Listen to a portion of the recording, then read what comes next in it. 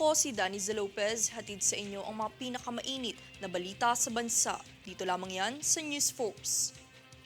Sa ulo ng mga balita, banta ng ASF nagdulot ng mahigpit na quarantine checkpoints sa mga hayop. Mga paliparan sa ilalim ng kaap, kasalukuyang nakataas ang alert status para sa nalalapit na botohan. Turistang Israeli wanted sa BI dahil sa vowsy.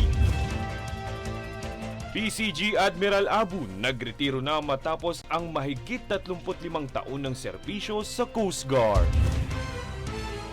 Demanda Miss Kim isinulong ng DOJ bilang suporta sa pagpugsa ng BA sa mga pugante. DILG hinikayat ang mga LGU na puksain ang malnutrisyon sa bansa. Patas at pantay na balita, komprehensibong ulat para sa pulso ng masa. Ito ang News Force.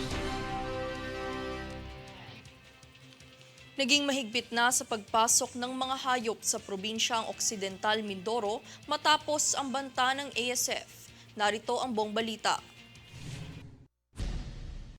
Mas pinaigting ng Occidental Mindoro ang seguridad nito sa borders matapos ang banta ng African Swine Fever o ASF.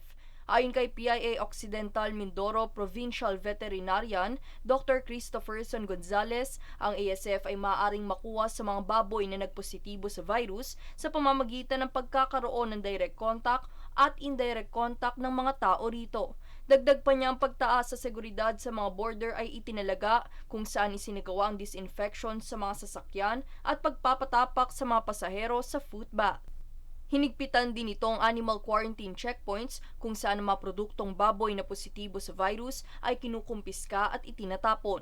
Kung kaya't ipinagbabawal din ang pagpasok sa probinsya ng mga may produktong baboy gaya ng pizza, chicharon, burger, tocino, hotdog, longganisa at iba pang frozen meat products. Samantala, tiniyak naman ni Gonzales na sapat ang supply ng mga baboy sa probinsya at nagbigay paalala sa mga hog raisers na isagawa ang high biosecurity standards. Nananatili namang ASF-free ang Occidental Mindoro sa banta ng nasabing virus. Daniza Lopez nag-uulat para sa One Media Network.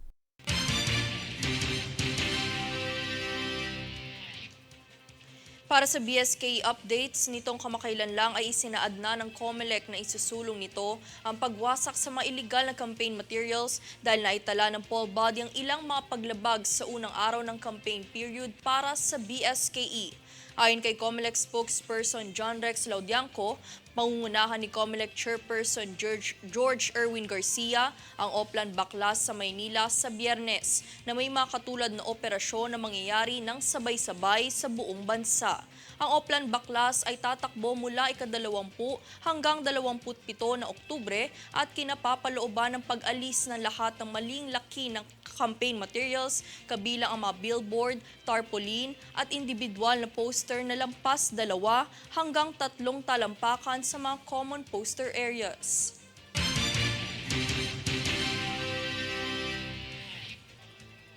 Kaugnay ng pagsisimula ng BSKE campaign period, nagbabala ang Kontra Daya, isang election watchdog sa pangambang pandarayang posibleng maganap ngayong panahon ng halalan dahil sa matagal ng kawalan ng transparency sa nagdaang botohan. Sa kasaysayan ng BSKE, binigyan diin ng Kontra Daya na ang botohan sa barangay ang kalimitan umanong pinagmumulan ng katiwalian, korupsyon at labanan sa politika. Matatandang kamakailan lang ay iminungkahi ni COMELEC Church Chairperson George Erwin Garcia ang manual recount ng mga balota na ginamit sa 2022 national elections upang suriin ang umano'y alegasyon ng irregularidad sa nagdaang botohan.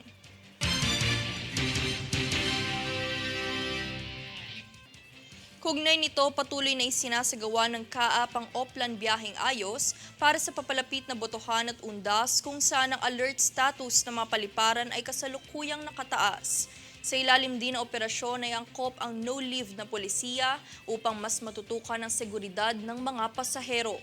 Para naman mas pabilisin ang pagresponde sa mga katanungan ng mga pasahero, ay itinayo rin ang malasakit help desk at health hotlines.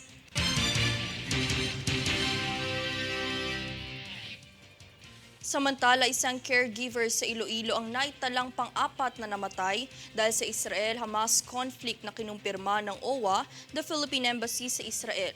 Nakilala ang labi na si Grace Prodigo Cabrera dahil sa kanyang fingerprint ngunit di patiyak sa kung anong sanhi ng pagkamatay. Kabilang si Cabrera sa tinatayang 200 kinidnap ng militanteng grupo ng Hamas. Sa kabilang banda, nagpahayag ang Commission on Higher Education na handa itong magbigay ng assistance sa dependents ng 4 na namatay dahil sa gera sa Israel.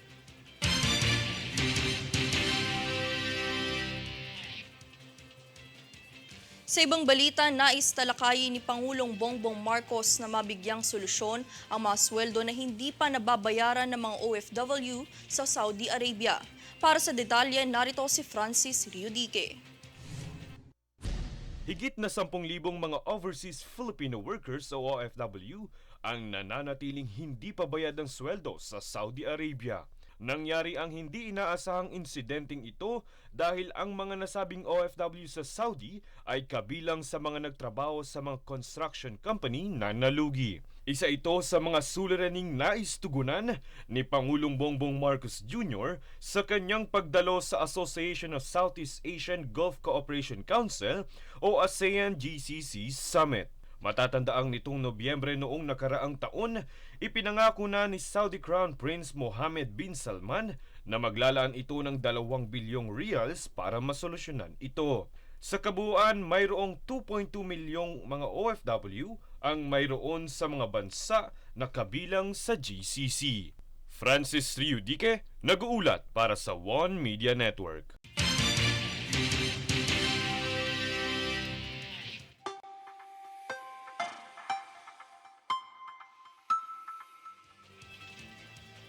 Sa ating ulat panahon, mananatiling nakakaapekto ang shoreline sa gitnang bahagi ng Luzon, gayon din ang northeasterly wind flow sa northern Luzon. Asahan ang maulap na kalangitan at pag-ulan sa Batanes, Cagayan, Isabela, Apayao at Kalinga. Gayon din ang bahagyang pag-ulan sa Ilocos Region, natitirang bahagi ng Cordillera Administrative Region at Cagayan Valley. Asahan din ang posibleng flash flood sa Metro Manila at natitirang bahagi ng bansa.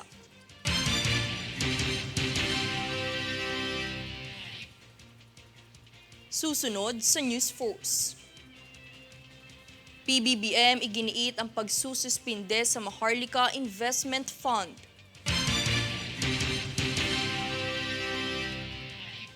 PNP-ACG handang tumulong matapos ang insidente ng mga hacking sa website ng gobyerno.